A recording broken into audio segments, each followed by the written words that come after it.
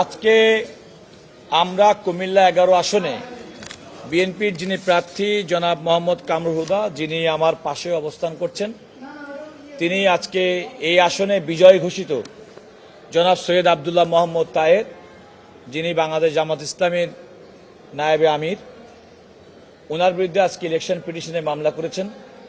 আদালত মামলাটি শুনানির জন্য গ্রহণ করেছেন এবং প্রতিপক্ষ অর্থাৎ সৈয়দ আব্দুল্লাহ মোহাম্মদ তাহের সহ এই নির্বাচনে অন্যান্য যে সমস্ত প্রার্থী তাদের প্রতি নোটিশ জারি করেছেন এবং আগামী 8ই জুন 2026 এই মামলার নোটিশ ফেরতের জন্য তারিখ ধার্য করেছেন।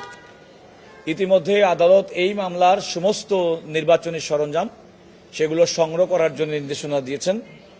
আমরা আদালতকে যে কথা বলেছি, এটা একমাত্র আসন যে আসনে অবিশ্বাস্যভাবে যিনি বিজয়ী হয়েছেন তাকে বিজয়ী দেখানো হয়েছে। আমি আদালতের সামনে কয়েকটি উল্লেখ করতে চাই যে আমাদের যে প্রার্থী জনাব কামরুল হুদা, তিনি বিএনপির প্রার্থী এবং ওনাকে এই নির্বাচনে পরাজিত করার জন্য এমন দুর্দশা স্থাপন করতে হয়েছে, আমি মোটা দাগে কয়েকটা তথ্য প্রমাণ আপনাদের সামনে উপস্থাপন করতে চাই।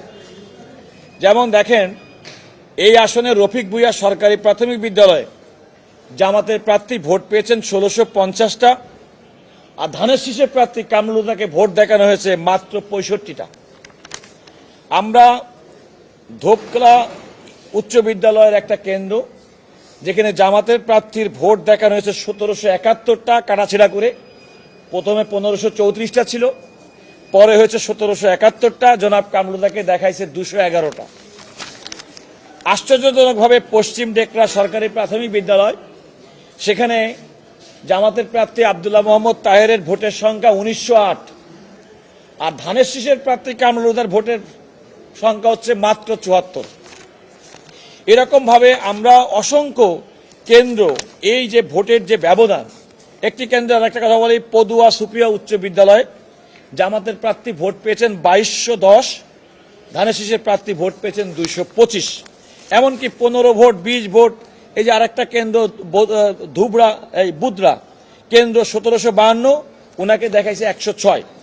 আমরা এইভাবে 73টা কেন্দ্রে দেখেছি যে 73টা কেন্দ্রে বিএনপির প্রার্থী জনাব কামরুল হুদাকে কিভাবে পরাজিত করা হয়েছে এবং কিভাবে নির্বাচনী অনিয়ম, ভোট কেন্দ্রে ভোটারদেরকে বাইরে করে দিয়ে, এজেন্টদেরকে বাইরে করে দিয়ে, এমনকি ভিডিও হয়েছে যে আমরা ভিডিও দেখিয়েছি যে সেই ভিডিওতে সিল মারছে, সেরকম উদাহরণ আমাদের কাছে আছে।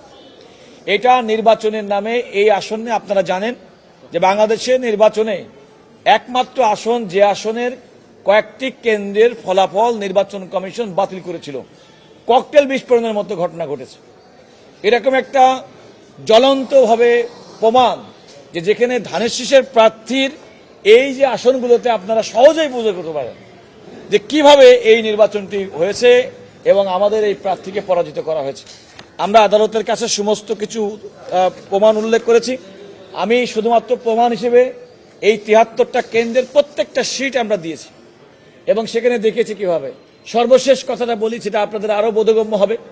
আমার তো মনে হয় বাংলাদেশে এমন কোনো প্রান্ত নেই যে গ্রামে অন্তত কমপক্ষে 50%-এর মানুষ ধানের শীষে ভোট দেয় না।